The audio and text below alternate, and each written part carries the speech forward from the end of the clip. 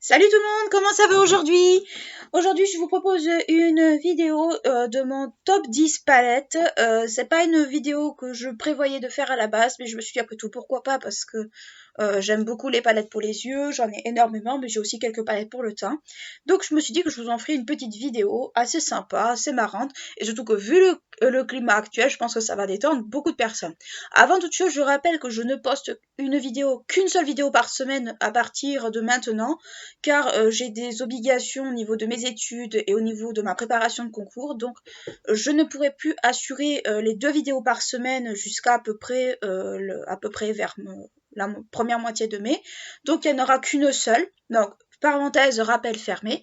Donc on va commencer tout de suite par la palette, une palette de chez Primark, qui est une palette d'highlighter pour le teint, Cruella d'enfer, qui est relativement complète, que j'aime beaucoup, que je me mets à redécouvrir en ce moment. Alors, j'ai pas forcément creusé tous les highlighters, mais je les aime beaucoup. Ils sont très très très pigmentés. Franchement, la pigmentation a rien à reprocher. Elle a rien à envier aux palettes qui valent 30 ou 40 euros. Et c'est une palette que j'aime beaucoup et que si je pouvais, j'en porterais partout, mais j'évite de la transporter de peur qu'elle se casse. Surtout qu'elle ne se fait plus du tout. Ensuite, en palette pour les yeux, j'ai ma palette Chocolate Gold de Too Faced que je vais plus présenter. Alors, je sais que ça focus assez mal, j'en suis désolée. C'est la Chocolate Gold, c'est la première palette de marque que je me suis achetée. L'harmonie des fards est comme celle-ci. Elle sent très très bon chocolat. Alors, elle n'est pas forcément entamée de la même manière que d'autres. C'est une palette que je mets, que j'emporte ou que je mets vraiment de temps en temps, par période.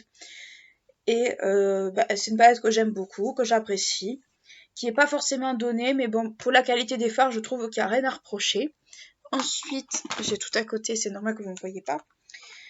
J'ai une palette de chez L'Oréal que je mets principalement en été.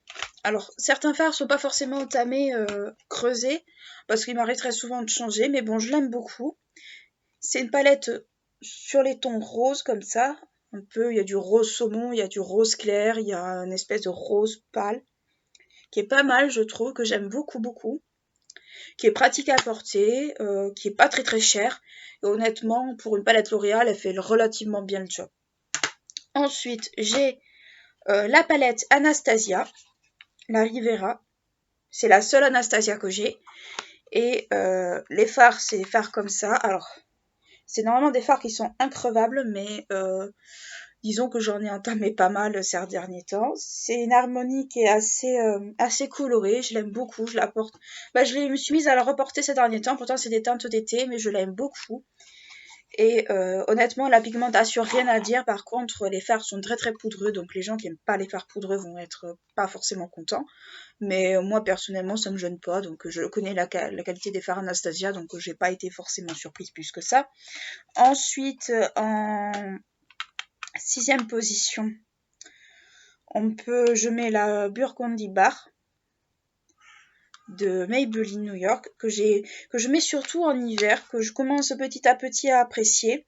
Mais ça fait partie de mes palettes préférées. Pourquoi? Parce qu'il y a du prune, il y a du doré, il y a des couleurs qui sont assez foncées et j'aime beaucoup les couleurs foncées de base, même soit pour les yeux ou pour les lèvres.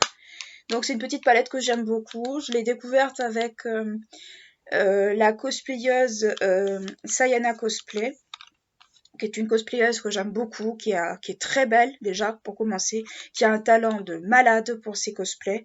Et à un moment donné, elle mettait beaucoup cette palette. Alors je me suis dit, si elle l'aime, eh ben, il n'y a pas de raison que je ne l'aime pas. Donc en fait, j'ai fait un peu le mouton, j'ai suivi un peu le mouvement. Ensuite, petite palette Guerlain. Voilà, en 5e position. C'est une palette dont le bleu, en fait, ce que j'utilise surtout principalement pour le bleu, parce que c'est un bleu très très clair que j'aime énormément. Voilà, c'est une palette qui était en édition limitée, qui n'est pas donnée certes, mais que j'aime énormément. Et bon, c'est une palette qui ne se fait plus, je le souligne, mais c'est une palette que j'aime beaucoup aussi. Ensuite, une autre palette pour le teint. Celle-ci ne se fait plus non plus, mais c'est la seule que j'ai. C'est la palette fétiche de Kat Von D.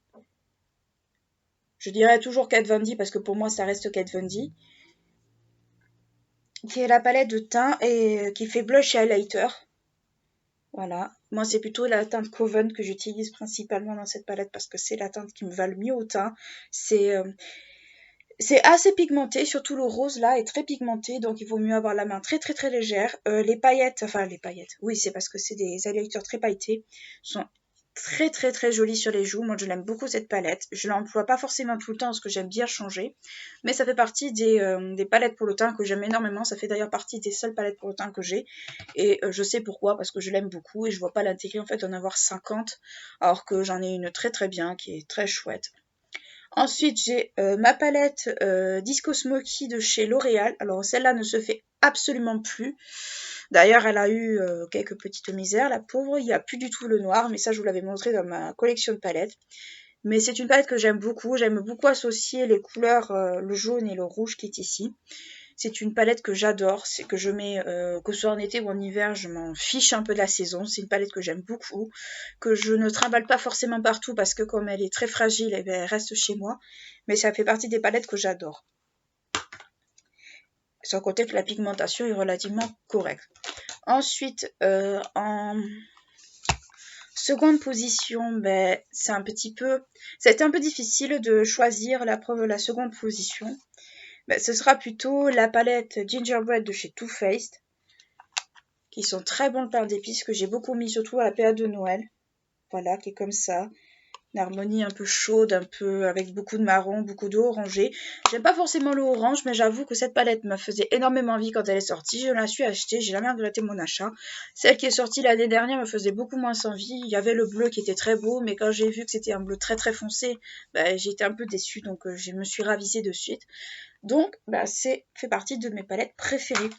Ensuite, en palette numéro 1, c'est la palette la plus fragile de ma collection, mais celle que j'aime le plus, c'est la White Peach de chez Too Faced. Encore, ouais, je sais.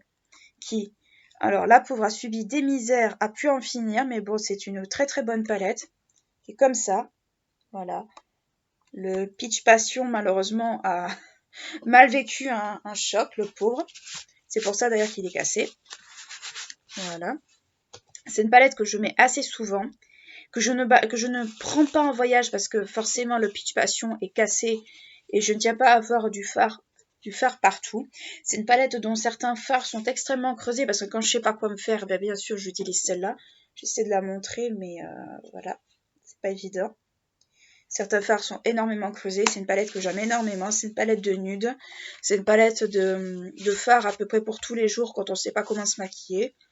Et puis voilà, c'est une palette que je me suis achetée quand je suis rentrée en master. Et c'est une palette que j'apprécie énormément, que je pense que je rachèterai quand la plupart des fards seront vides, si elle existe encore, et j'espère qu'elle existera encore. Donc voilà. Voilà, c'est tout pour cette vidéo sur mon top 10 des palettes. Alors vous voyez qu'il y a beaucoup de marques qui reviennent, il y a beaucoup la marque Too Faced qui revient. En même temps, c'est une marque que j'aime énormément, c'est des palettes que j'aime énormément, qui sont pas données certes, mais quand j'ai envie de me faire un plaisir, je vais chez Too Faced. Là, ça fait partie des marques que j'aime beaucoup. Donc voilà, n'hésitez pas à liker la vidéo si elle vous a plu, à vous abonner à la chaîne si ce n'est pas encore fait. D'ici là, je vous fais de très gros bisous et prenez soin de vous. Ciao les petits loups!